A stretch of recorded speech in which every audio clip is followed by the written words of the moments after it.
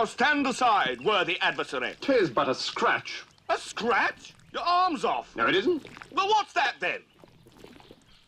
I've heard worse. You liar! Come on, you pansy! So, when I first fired up Ubisoft's latest title, For Honor, I wasn't entirely sure what to expect. But after about 8 hours of playing this burly, bloody brawler, I was pleasantly surprised. For Honor puts you in the shoes of 3 factions, Knights, Vikings and Samurai, and with each faction you play as a hero, each with their own stats, attributes and fighting style. For example, I tended to lean towards the Viking warlords. These great big bulky bastards were lacking in speed, but made up for it in sheer damage. With the beta, you were then given 3 game types to choose from: 1v1, 2v2 or 4v4 domination. Each game type was available playing against other players or AI, the latter making a great training mode. Domination involved a conquest type system where you, your heroes and a whole army strive to push back the enemy forces and keep control of the points.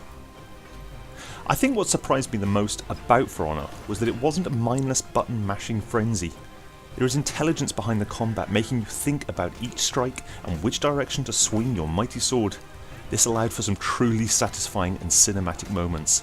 Some of my favourite moments of the game was when I broke from the madness of the battle and decided to take a capture point only to be met by an enemy samurai warrior who had exactly the same idea.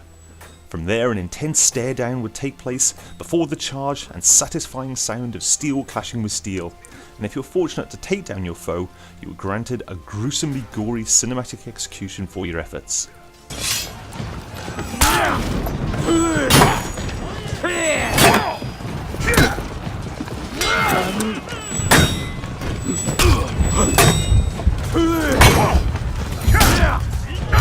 You captured Zone C. The game played best when there was an even playing field. On occasions, when I was a mere level 3, I'd be nose to nose with a level 18 badass who would make short work of me. I'm not sure how the balancing system works, but I do hope they tune it in for when the game is released.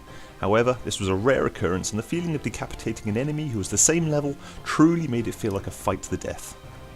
Having said that, I do have some concerns for the game. I'm a cooperative player. I like to work as a team to complete an objective, and with this game I felt it was very much everyone for themselves mentality.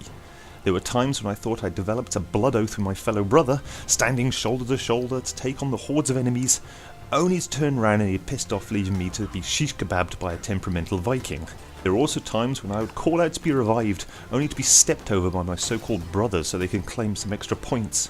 Now this may be down to the fact I had no experience of cooperative play with people I know or people I could communicate with, so I think I'll just put it down to my own personal bugbear. Another concern I have is longevity. Us as gamers are fickle beasts with incredibly short attention spans. We need new, fresh things to keep us hooked, otherwise what could be a great game could turn out to be a rinse and repeat slugfest. Hint hint, The Division. To summarise, the For Honor beta was a surprising treat amongst a world of machine gun fire and exosuits. Its intelligent combat system is gratifyingly brutal, and its ability to make us feel like a badass was second to none. However, I do worry if this is a game people will be talking about in a year's time. I guess only time will tell.